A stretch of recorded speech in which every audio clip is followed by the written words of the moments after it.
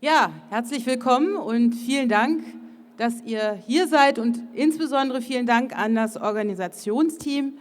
Wir von Verdi freuen uns natürlich besonders über das Thema des heutigen Tages, nämlich weibliche Genitalverstümmelung in Asien.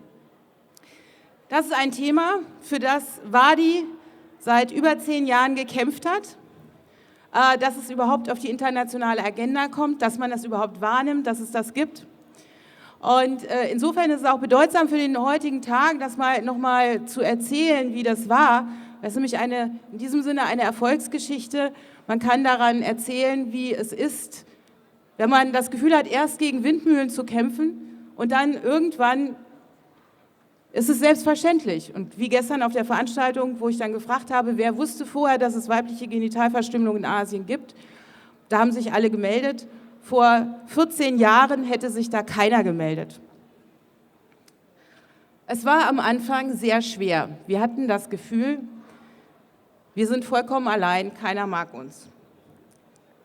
Verdi ist eine Hilfsorganisation in irakisch-Kurdistan. Soweit erstmal zum Hintergrund. Dort machen wir unter anderem Projekte für Frauen, Demokratieprojekte, Projekte für Flüchtlinge. Wir haben Teams, die gehen in die Dörfer, reden dort mit Frauen über häusliche Gewalt und andere Themen. Im Jahr 2004 hörten wir erstmals von Khatna. Eine Mitarbeiterin erzählte, dass die Frauen in den Dörfern den Sex mit ihren Männern hassten, dass sie Schmerzen hatten. Wir waren schockiert. Unser Büroleiter glaubte es nicht. Weibliche Genitalverstümmelung im Irak, gibt es das nicht nur in Afrika? Aber dann fuhr er am Wochenende nach Hause in sein Dorf, fragte seine Schwestern, seine Mutter und war erschüttert. Sie waren alle verstümmelt und er hatte es nicht gewusst. Verdi startete dann eine Kampagne. Wir haben erstmal geguckt, was machen Leute in Afrika, was können wir hier machen. Wir entwarfen Infomaterial, unsere Mitarbeiterinnen gingen in die Dörfer und redeten darüber. Das war ein großer Tabubruch im Irak, aber damit hatten wir gerechnet. Womit wir nicht gerechnet hatten, war, dass es auch international ein Tabubruch war. Niemand glaubte uns. Die UN winkte ab. Das könne gar nicht sein. Das gibt es nur in Afrika. Wie viele hier wissen, ist sowas existenziell. Als Hilfsorganisation sind wir angewiesen auf Gelder von Regierungen, von internationalen Organisationen, Stiftungen. Und wenn die UN sagt, die spinnen, dann sagen auch andere, vielleicht geben wir denen besser kein Geld. Und so knicken manche ein und bringen dann Themen nicht mehr auf die Agenda, weil sie denken, oh, damit ecke ich an. Wir haben aber weitergemacht. Wir haben die UN gepiesackt. Wir haben ihnen die Ergebnisse unserer Studien geschickt. Wir haben ihnen immer wieder auch Berichte von Opfern geschickt. Wir haben immer wieder gefragt, wann kommt ihr endlich und macht eine Studie im Irak? Das haben sie dann schließlich gemacht, ich glaube 8 Jahre später.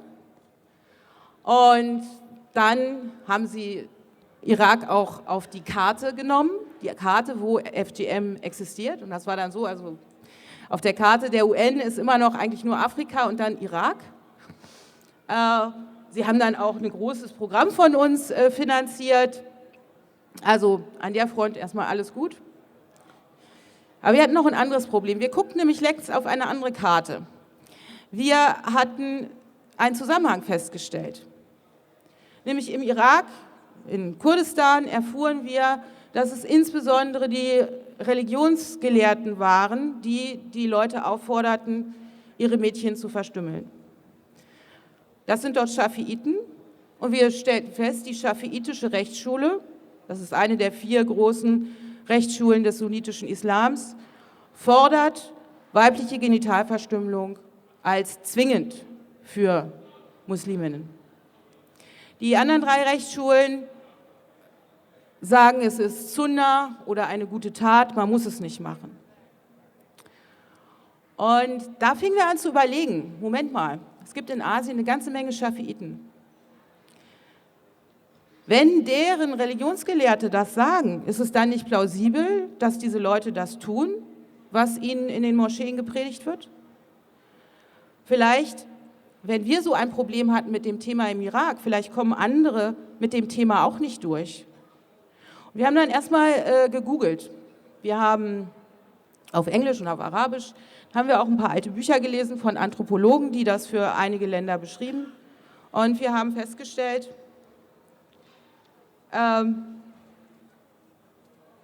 ja, sehr viel. Nun muss man dazu sagen,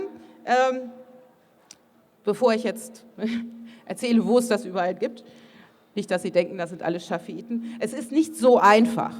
Also nicht alle Schafiiten praktizieren FGM und nicht alle, die FGM praktizieren, sind Schafiiten. Es gibt auch Christen, Juden, andere und es gibt auch Muslime anderer Rechtsschulen, die es praktizieren. Also es ist nicht ein ganz einfaches Bild. Aber wir kamen mit diesem Gedanken weiter, weil wir nämlich erstmal überhaupt geguckt haben und überhaupt bestimmte Fragen gestellt haben.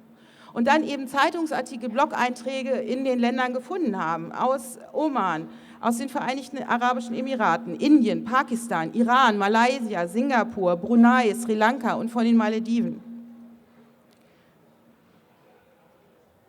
In vielen Ländern wurde dieses Problem totgeschwiegen.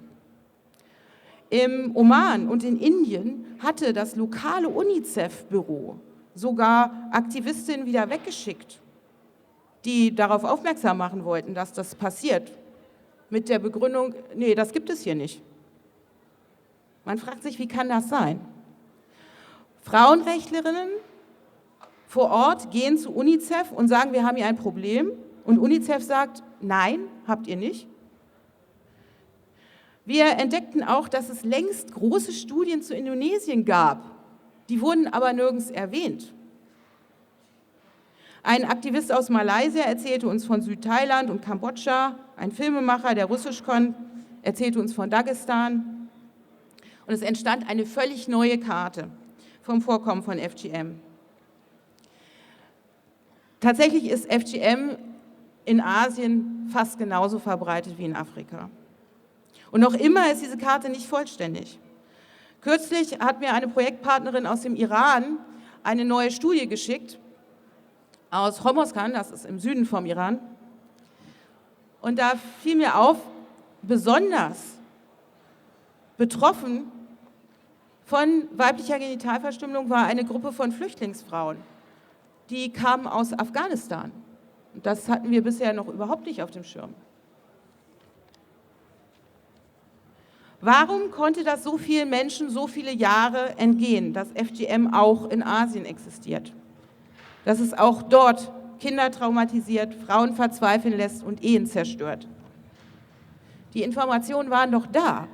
Man musste doch erstmal einfach nur googeln. Wieso hat das niemand gemacht?